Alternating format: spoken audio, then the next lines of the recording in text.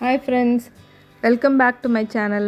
இன்றைக்கி நம்ம spicy tip சேனலில் ஒரு சூப்பரான சொரக்காய் கூட்டு ரெசிபி தான் பார்க்க போகிறோம். சொரக்காய் வந்து கிட்னிக்கு ரொம்ப நல்லது.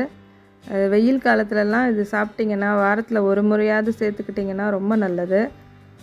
இந்த ரெசிபி வந்து யார் வேணால் ஈஸியாக பண்ணிடலாம். இதுக்கு தேவையான பொருட்கள் முதல்ல பார்க்கலாம். சிறுபருப்பு, அதாவது மூங் தால்னு சொல்லுவோம் இல்லையா, அது ஒரு கப்பு நல்லா வாஷ் பண்ணி எடுத்து வச்சுக்கணும். நான் ஒரு டேபிள் ஸ்பூன் கடலைப்பருப்பும் அதில் ஆட் பண்ணியிருக்கேன். அப்புறம் ஒரு வெங்காயம், ஒரு தக்காளி, தேவையான காய், அப்புறம் கருவேப்பிலை, இது எல்லாத்தையும் கட் பண்ணி வச்சுக்கணும். சொரக்காய்க்கு பதில் நீங்கள் சௌ பூசணிக்காய், வேறு எந்த காய் வேணாலும் ஆட் பண்ணிக்கலாம். அப்புறம் தேங்காய் துருவல் ஒரு 2 அல்லது 3 டேபிள் ஸ்பூன் எடுத்து வச்சுக்கலாம்.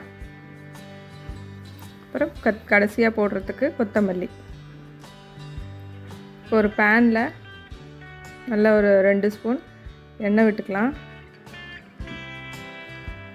எண்ணெய் காஞ்ச உடனே கடுகு, உளுத்தம்பருப்பு, சோம்பு போட்டிங்கன்னா அது ரொம்பவே டேஸ்ட் வித்தியாசமாக ரொம்ப நல்லாயிருக்கும். ட்ரை பண்ணி பாருங்கள் ஒரு தரம். இது நல்லா பொரிஞ்ச உடனே நம்ம கட் பண்ணி வச்சுருக்கிற வெங்காயம், தக்காளி, கருவேப்பிலை இது எல்லாத்தையும் ஆட் பண்ணிக்கலாம்.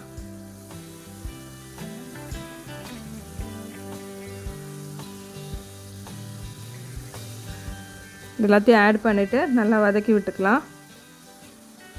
இந்த தக்காளி வெங்காயம்லாம் லைட்டாக வதங்கினா போகிறோம். ரொம்ப ப்ரௌனாலாம் ஆக வேணாம். தக்காளி மேஷ் ஆகணும்லாம் வெயிட் பண்ண வேண்டாம்.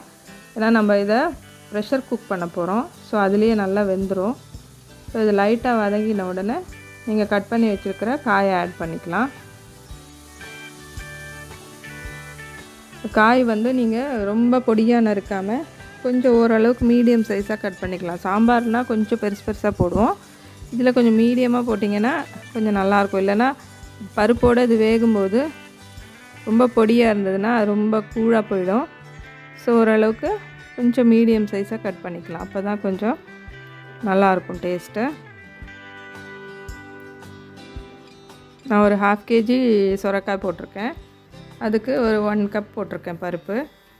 நீங்கள் கம்மியாக போடுறீங்கன்னா காய், அதுக்கேற்ற மாதிரி பருப்பையும் குறைச்சிக்கணும். ஸோ பருப்பு ரொம்ப ஜாஸ்தியாக போட்டிங்கன்னா வெறும் தால் மாதிரி ஆகிடும். ஸோ கரெக்டாக நீங்கள் பருப்பு அதுக்கேற்ற மாதிரி குறைச்சிக்கணும். ஸோ இப்போ இதை ஒரு நல்லா வதக்கிக்கலாம். வதக்கிட்டு நல்லா தண்ணி, காய் மூழ்கிற அளவுக்கு தண்ணி ஊற்றிக்கணும். இப்போ நம்ம இதில் கழுவி வச்சுருக்கிற பருப்பை ஆட் பண்ணிக்கலாம். சிறுபருப்பும் கொஞ்சமாக கடலைப்பருப்பும்.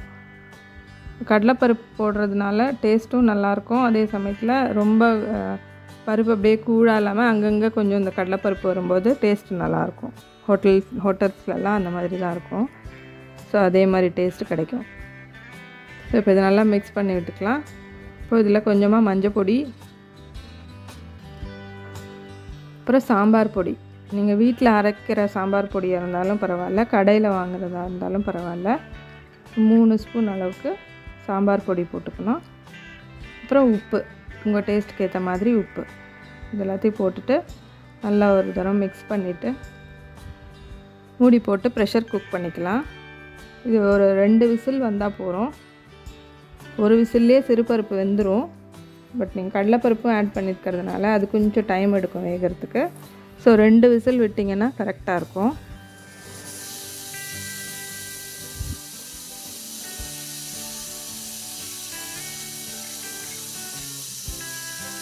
இந்த கூட்டு வந்து ரைஸ்க்கு போட்டுக்கலாம். நல்லா சூடான ரசம் சாதத்துக்கு ரொம்ப நல்லாயிருக்கும். வத்த குழம்புக்கு நல்லாயிருக்கும்.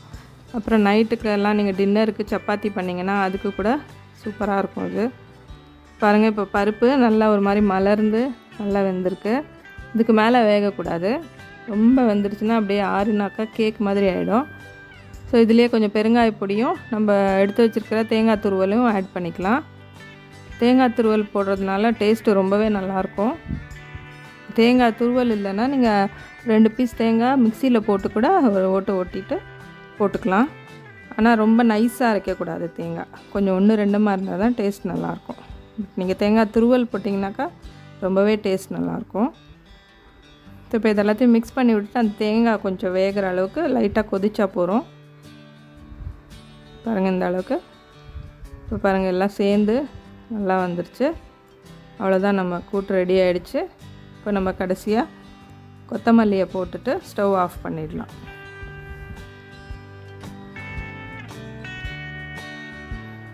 நான் கொத்தமல்லி கொஞ்சம் நிறையவே போடுவேன். இதுக்கெல்லாம் கூட்டுக்கெல்லாம் நிறைய கொத்தமல்லி போட்டிங்கன்னா ரொம்ப சூப்பராக இருக்கும் டேஸ்ட்டு. நல்லா போட்டுட்டு மிக்ஸ் பண்ணி விட்டால் நம்ம சுரைக்காய் கூட்டு சூப்பராக ரெடி ஆகிடுச்சு. இது பேச்சுலர்ஸ் எல்லாம் பண்ணலாம், ரொம்ப ஈஸியாக இருக்கும். அப்புறம் படிக்க போகிற பசங்க, வெளிநாட்டிலலாம் படிக்க போகிறாங்க இல்லையா, அவங்களுக்குலாம் டைம் இருக்காது. ஸோ இந்த மாதிரி டக்குன்னு ஈஸியாக பண்ணுற ரெசிபி அவங்களுக்கு ரொம்பவே ஹெல்ப்ஃபுல்லாக இருக்கும். இதை ட்ரை பண்ணி பாருங்கள். உங்களுக்கு தெரிஞ்சவங்க எல்லாரோடையும் ஷேர் பண்ணுங்கள். உங்களுக்கு இந்த வீடியோ பிடிச்சிருந்ததுன்னா இந்த சேனலுக்கு சப்ஸ்கிரைப் பண்ணுங்கள்.